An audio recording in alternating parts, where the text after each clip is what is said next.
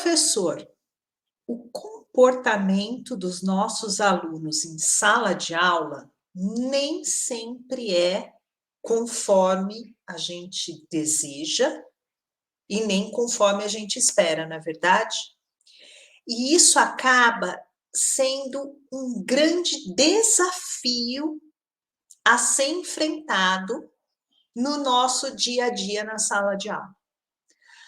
A indisciplina, ela incomoda, ela atrapalha, e ela pode ser vista hoje como uma das maiores causas do aumento dos níveis de ansiedade e de estresse do professor. Mas aí eu tenho uma pergunta: por que será que os alunos estão cada vez mais indisciplinados? Cada vez mais agitados, bagunceiros? Pois é, esse é o tema da nossa conversa de hoje.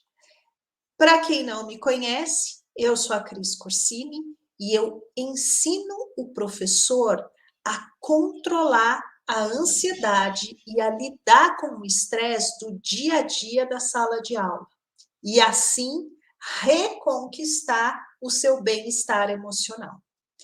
Então, eu queria começar essa nossa conversa só com alguns números para que a gente possa contextualizar a indisciplina aqui no Brasil. Pessoal, uma pesquisa feita pela Fundação Lehman apontou que 32% dos professores entrevistados disseram que uma das principais preocupações que eles têm é a indisciplina na sala de aula.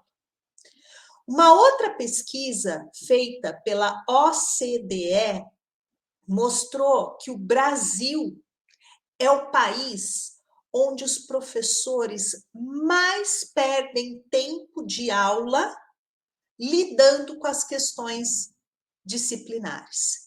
Eles perdem 20% do tempo total de aula só para organizar a bagunça. Gente, isso é muito sério. Mas aí outra pergunta: o que é indisciplina? Vamos lá. A indisciplina, ela pode ser entendida como uma violação, uma quebra, uma desobediência à regra de uma determinada instituição, de um determinado espaço. No caso da escola, seria então a desobediência à norma ou à regra educacional. Só que é importante a gente entender que a indisciplina, ela não causa um dano direto a uma pessoa. E sim, as atitudes dela é que vão gerar problemas na sua convivência. Um exemplo, quando o aluno está conversando, então as conversas paralelas, o não realizar determinada atividade em sala de aula, as brincadeiras, o uso do celular em momento inadequado, tudo isso é um exemplo de indisciplina. E aí, a gente precisa entender também que a indisciplina ela tá baseada em dois pilares. Um é a indisciplina de ordem moral. É aquela que está ligada à desobediência de princípios éticos. Então, a falta de respeito, xingamentos, agressões, a mentira. Essa é a indisciplina de natureza moral.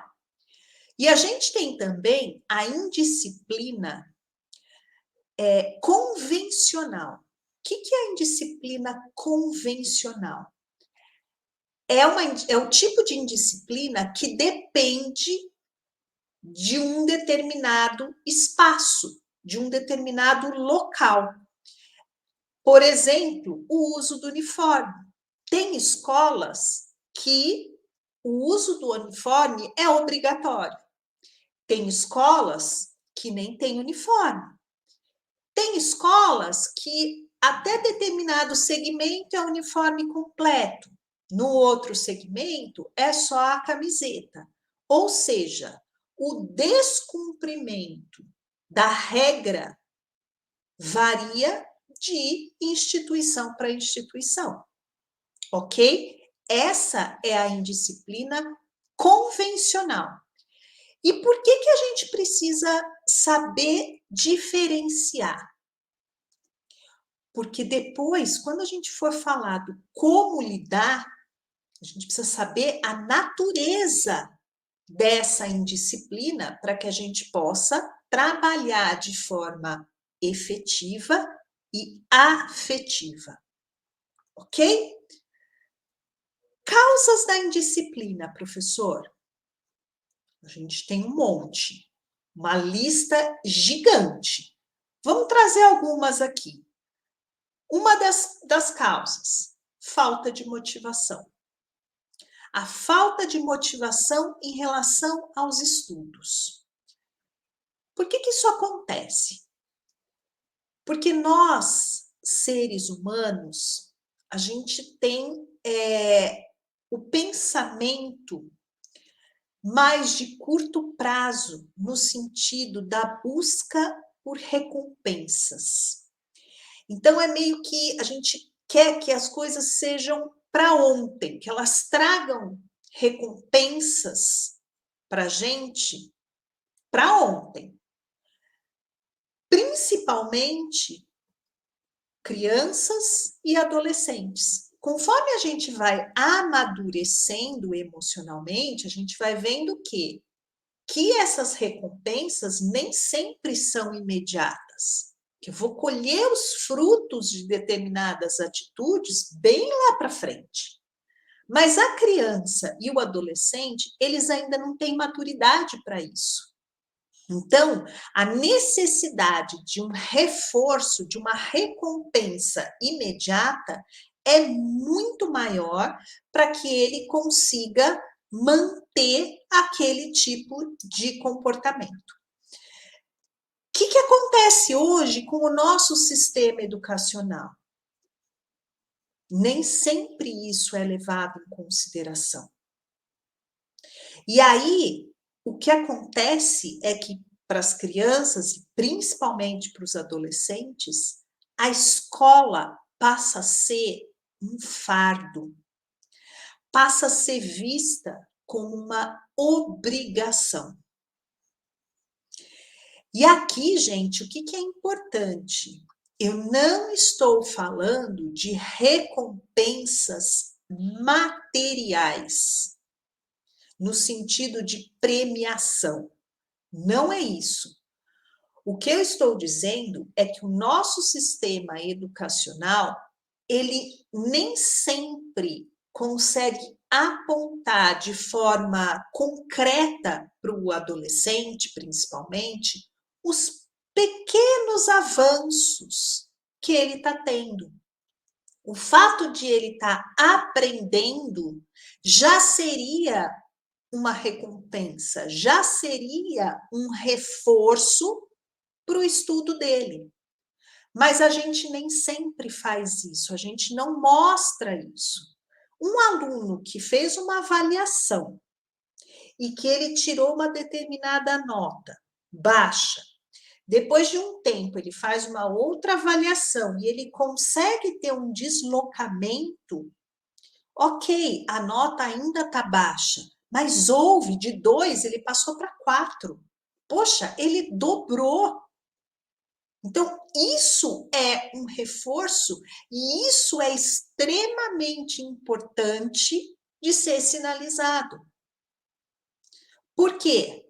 Porque, poxa vida, eu estudei e tirei 2, daí eu me matei de estudar e tirei 4, eu continuo com nota baixa, eu continuo abaixo da média. Opa, espera lá. Você continua abaixo da média, porém, você dobrou a sua nota. Ninguém sai do 2 para o 8, para o 9. É muito difícil. Então, é mediar, é balizar isso, para que o aluno consiga entender que ele está, sim, progredindo. Por quê? Porque o aluno que não tem motivação, qualquer motivo vai ser motivo para ele aprontar. É meio que assim, já que eu não dou conta mesmo, para que eu preciso me esforçar? Eu vou conversar, eu vou cutucar a pessoa do lado, eu vou fazer perguntas inoportunas, eu vou pedir o tempo inteiro para ir ao banheiro, e assim vai. Segunda causa, gente, a dificuldade que muitos alunos têm de lidar com a frustração. Por quê? Porque eles não estão acostumados a se depararem com os nãos, a se depararem com os limites. Muitas vezes vem de ambientes permissivos, famílias desestruturadas, ausentes. E aí, se lá tudo pode, quem são vocês para dizerem não para mim? Se lá eu sou a vossa majestade, quem são vocês aqui para dizer o que eu devo ou não fazer e na hora que vocês querem e não que eu quero? Então, entender esse ambiente de onde vem, né, de onde está inserido esse aluno, é muito importante para a gente entender as causas da indisciplina. Um outro fator, gente, infelizmente, é o valor que hoje é atribuído à educação, à escola e, consequentemente, à figura do professor. Hoje, não é a sociedade como um todo, ela não enxerga mais a instituição de ensino como uma forma de transformação da realidade. Se a gente parar para pensar, antigamente, concluir os estudos, conseguir um diploma, era algo extremamente importante. Era algo, gente, de orgulho. Hoje, infelizmente, a gente já não vê isso. Principalmente o adolescente enxerga sobre esse novo ângulo, né? Então, aquela coisa do quem é que faz sucesso hoje? Quem é que está tendo uma ascensão social, uma ascensão econômica? Estou vendo aqui meu pai, olha, que estudou, vive estudando, se mata de trabalhar, mas em compensação, outros ali, uns e outros ali, estão fazendo e estão conseguindo ir legal. Então, assim, para quê? Então, algo a se pensar.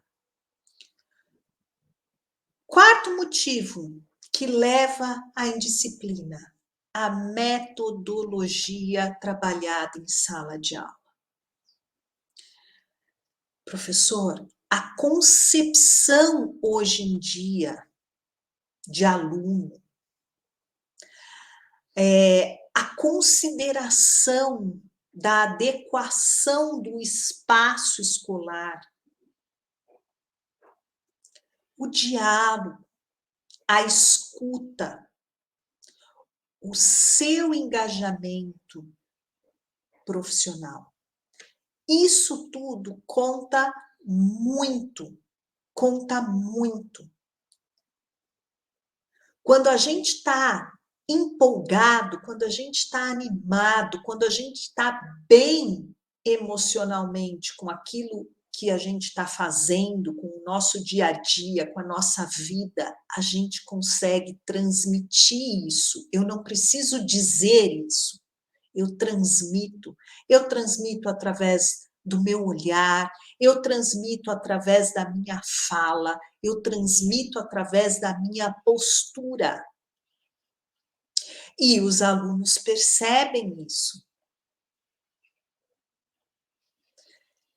Tudo pode influenciar diretamente o comportamento deles. Então, a gente precisa ter muito cuidado com o espaço da sala de aula, com o clima da sala de aula. Pensando nisso, como lidar com a indisciplina? Mas aqui eu gosto muito de dizer o seguinte: mais do que como lidar com a indisciplina, o importante seria a adoção de estratégias, de técnicas, para que a gente possa evitar a indisciplina. Então, é agir no preventivo e não no remediativo. Primeira coisa que eu gosto muito de dizer, gente, é a questão do explicar o porquê das regras. A questão do convívio em grupo, em sociedade. E aqui eu costumo trabalhar muito com os meus alunos a ideia de o que é uma regra. E que todo lugar tem regras. Por mais que aquele lugar seja legal, tem regras. A Disney tem regras, o parque de diversões tem regras, o circo tem regras, a praça tem regras, o shopping tem regras, a lanchonete tem regras, o cinema tem regras, o clube tem regras, todo lugar tem regras. Só que eu não falo isso para eles. Num primeiro momento, eu peço para que eles pensem num lugar que eles gostem muito. Ó, gente, todo mundo agora em silêncio, ninguém vai precisar me dizer nada, vai só pensar num lugar que seja muito legal, que você gosta muito de ir. Dou um tempo, eles pensam. Beleza, gente. Agora, ainda pensando nesse lugar, tem ou não tem regras? E aí, sempre tem um ou outro que ali na sala fala que o lugar que ele pensou não tem regras. Ah, eu pensei numa praça. Nossa, a praça não tem regras? Mas se você chegar lá chutando os bancos, pichando o banco, quebrando o parquinho, pode. Ah, não, não pode. Então tem regras. Ah, o meu quarto não tem regras. Não. Você pode pintar seu quarto da cor que você quiser, rabiscar as paredes, rasgar o lençol, o cobertor. Não. Então tem regras. Então, o que eu mostro para eles? Que todo lugar tem regras. E o porquê das regras. Porque a partir do momento que tem mais de uma pessoa convivendo naquele espaço, eu preciso ter regras. A liberdade de um termina quando começa a liberdade do outro. Então, a regra vem no sentido da convivência, da boa convivência. Ai, mas um parque de diversões. Eu falei, imagina um parque de diversões se não tivesse regras. Não ia ter fila para usar o brinquedo? Então, todo lugar, por mais legal que seja, tem regras.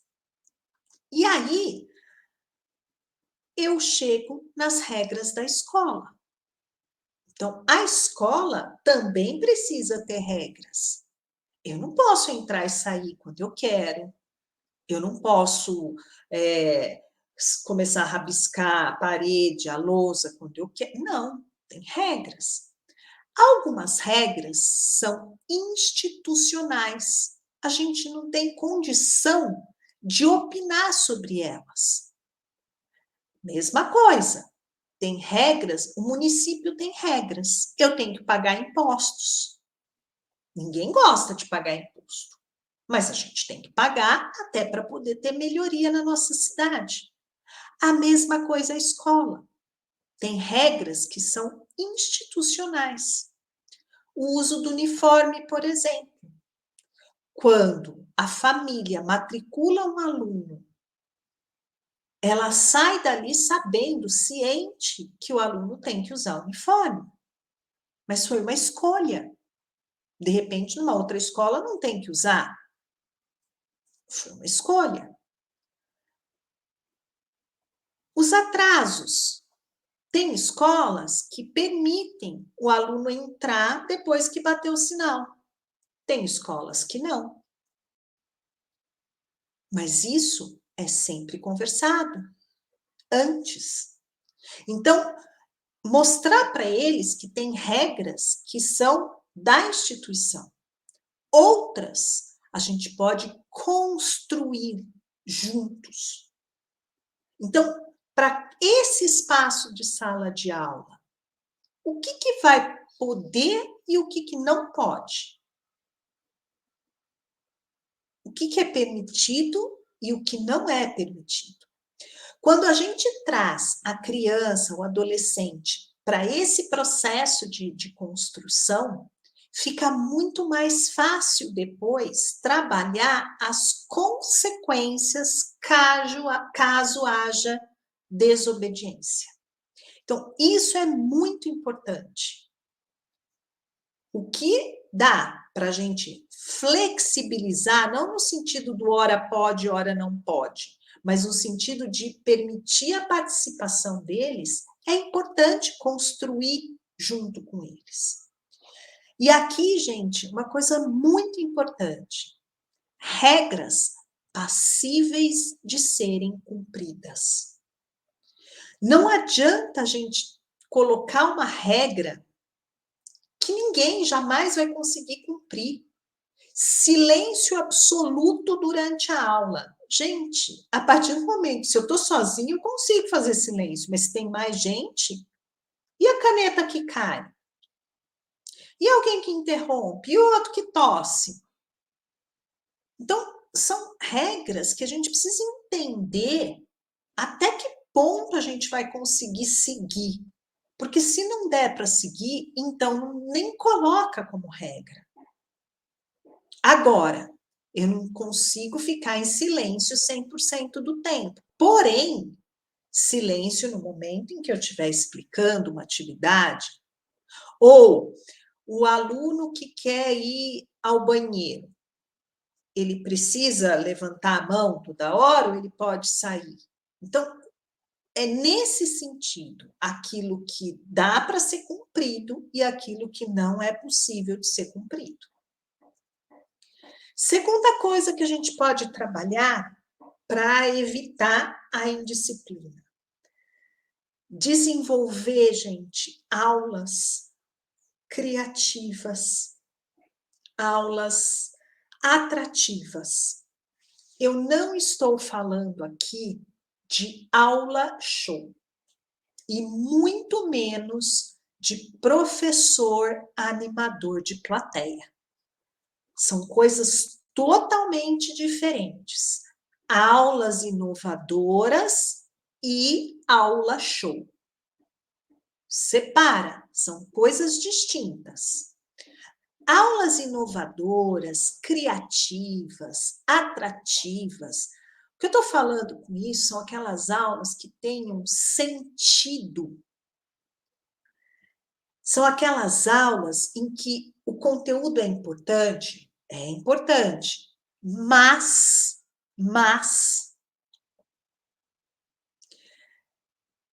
o aluno precisa construir o conhecimento acerca daquele conteúdo de uma maneira prática, uma maneira em que ele consiga relacionar aquela teoria com o dia a dia dele, com a realidade dele. São aulas que engajam os alunos, são aulas que estimulam a participação. E participando da aula, o aluno não tem nem tempo para ser indisciplinado. Por quê? Porque ele está envolvido. Uma aula boa, professor, pode ser capaz de despertar o melhor em cada aluno nosso. Jogos, uso de tecnologia, debates, músicas. São aulas que trazem o aluno para o centro do processo. Com certeza, gente, aulas mais dinâmicas e que engajam, diminuem o nível de ansiedade do professor por conta da participação dos alunos.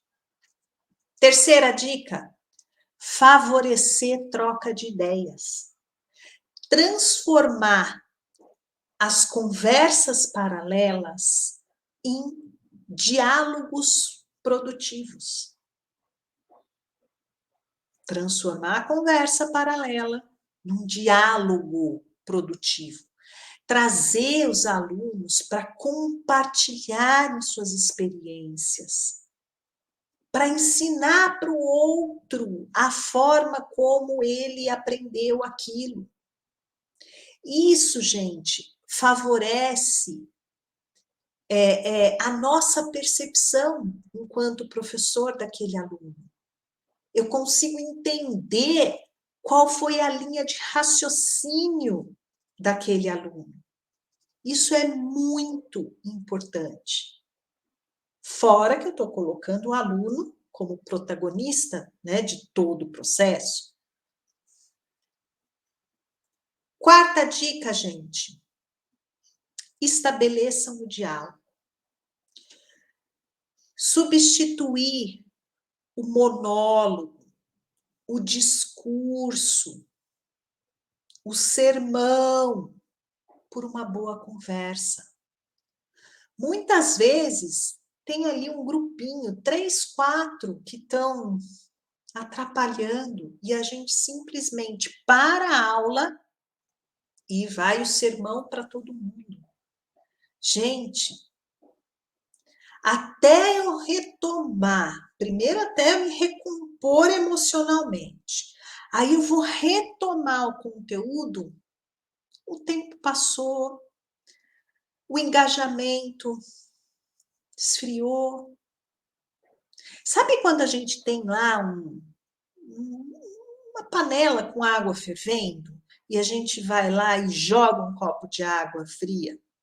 A água, para. A gente tem que começar tudo de novo. É assim que acontece na sala de aula. Então, tem um grupinho ali de 3, 4, chama os moleques para o canto. Chama o grupinho para o canto. Mas não é para dar sermão, é muito mais para ouvir. Moçada, o que está pegando? Estou vendo que vocês não param. Vocês estão me atrapalhando, estão atrapalhando os colegas, mas vocês estão se atrapalhando. O que eu posso ajudar vocês? Então, muito mais do que um presta atenção, em que eu posso te ajudar? O que está acontecendo? é da escuta ativa, escuta atenta, compreender o que de verdade está atrapalhando. Um comportamento inadequado, a indisciplina, ela nunca surge do nada. E nem naquela intensidade, de repente, a ponto de comprometer. Vem dando pequenos sinais. Então, é muito importante, eu falo que a indisciplina, ela é um tsunami, ela é uma avalanche, que começa com aquele floquinho de neve que vai descendo, vai descendo, vai descendo, vai descendo, e de repente arrasta tudo. Então, o olhar atento do professor para essa participação, para esse engajamento, é muito importante. E diante de um comportamento inadequado, é olhar o que está por trás daquele comportamento. O que aquele comportamento está querendo dizer? Porque tem tanta coisa que pode tá ali. A necessidade de chamar atenção, a falta de motivação, um problema emocional de outra natureza e que de repente eu estou transferindo para cá.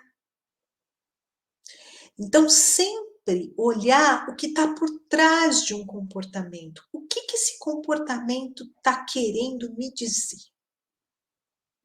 O que esse aluno está querendo me mostrar? E essa escuta, gente, além de fortalecer o vínculo daquele aluno com você, reforça ainda mais a relação de confiança. Porque é aquele professor que vai acolher. Não estou falando de passar a mão na cabeça. De, ai, tudo bem, coitadinho. Não é isso. Mas entender e muitas vezes ajudá-lo a traduzir isso. Olha, eu estou percebendo que a situação está complicada, assim, assim, assado. Mas será que se você continuar assim aqui, ao invés de um problema, você não vai ter dois? O que a gente pode fazer para melhorar isso? Entenderam? Então, traduzir para o aluno o que está acontecendo. Ajudá-lo a dar nome para aquilo que ele está sentindo. Mais uma dica. Rigor, gente, não é rigidez. Rigor não é rigidez. Aquela coisa engessada, fria. Isso é rigidez. Da mesma forma que a autoridade não é autoritarismo.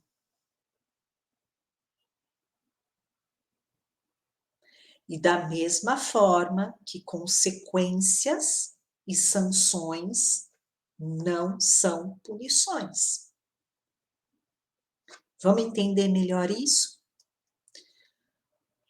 Todos os profissionais da escola devem ter uma relação de respeito, de boa convivência com os alunos. Mas é muito importante que não confundam isso com amigo, com parceiro. Ah, o monitor lá, ele é meu parceiro. Então, não é. Porque na hora que esse aluno pisar na bola, aquele monitor vai ter que exercer o papel dele. Então, entendam que, por mais próxima, por mais que o vínculo seja muito bem estabelecido, não é uma relação linear. Aluno e professor, aluno e inspetor, monitor. Existe uma hierarquia. Professor, aluno. Do mesmo jeito, na família. Por mais que eu tenha uma boa relação com os meus filhos, mãe e filhos, pai e filhos, professor, alunos. E essa hierarquia precisa ser respeitada.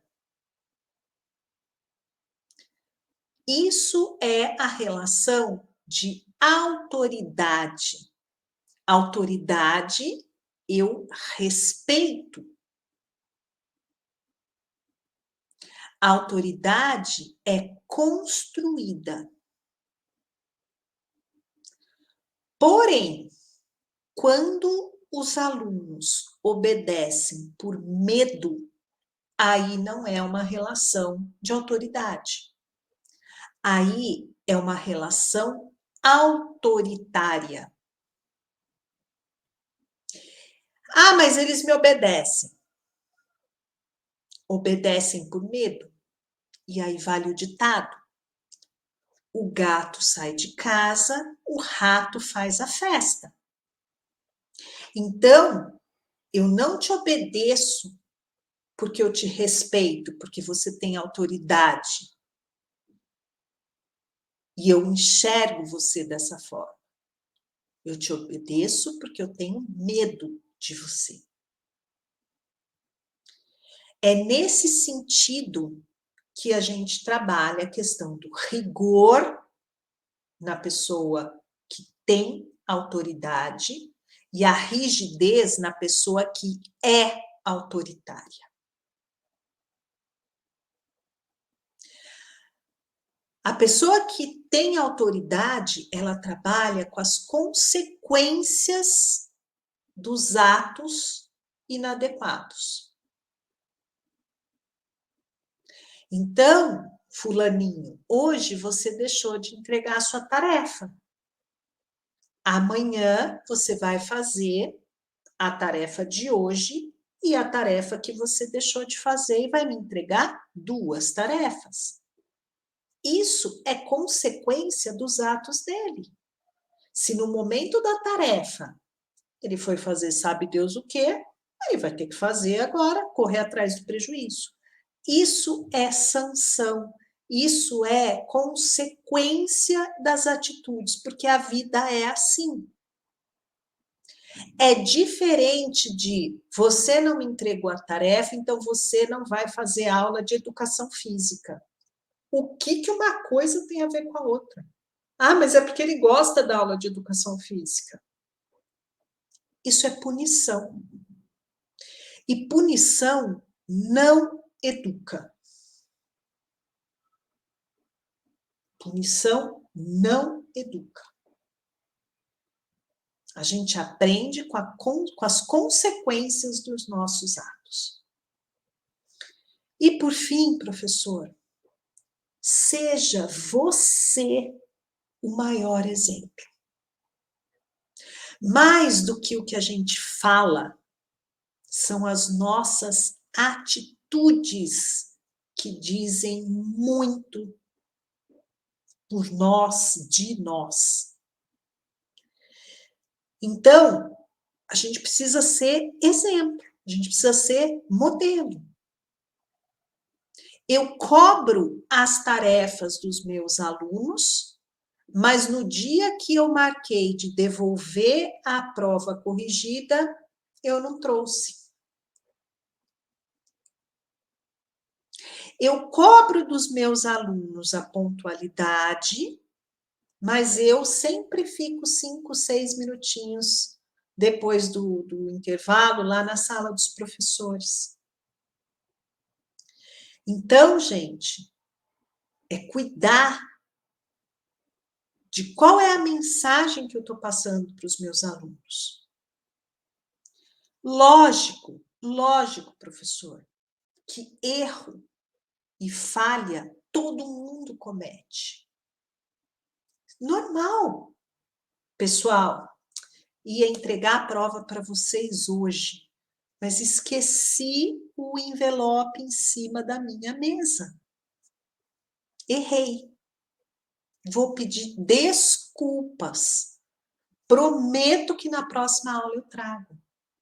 E que isso não vai se repetir. Beleza, gente. Sem problema algum. O problema é quando isso é uma constante. É um hábito. Então, errou. Assume que errou. Não é fingir que não aconteceu nada. Assume que errou. E pede desculpas e bola para frente. Infelizmente, gente, para a gente fechar, os dados têm apontado aí para a gente que a indisciplina dos alunos aumentou nesse retorno pós-pandemia. Gente, isso hoje é um reflexo de todos os sentimentos que ficaram represados, de toda essa vivência de isolamento, dos medos, das angústias. E a pandemia acabou também não só desestimulando os alunos com a questão do estudo, como acabou também prejudicando a convivência. Então, hoje, a indisciplina, ela também está vindo como um reflexo da falta de repertório social. Daí a necessidade de um olhar ainda mais atento, de buscar mais estratégias para lidar com essa questão da indisciplina. Aquilo que eu falei agora há pouco, de olhar o que está por trás daquele comportamento. Quando a gente consegue enxergar além, a gente consegue lidar de uma maneira muito mais efetiva, de uma maneira muito mais afetiva. E aí, professor, os níveis de estresse e de ansiedade agradecem. Espero que vocês tenham gostado. Compartilhem esse vídeo com aquele professor, que aquele seu colega, aquela sua colega, que também estão aí rebolando para controlar os níveis de ansiedade. Até a próxima, pessoal!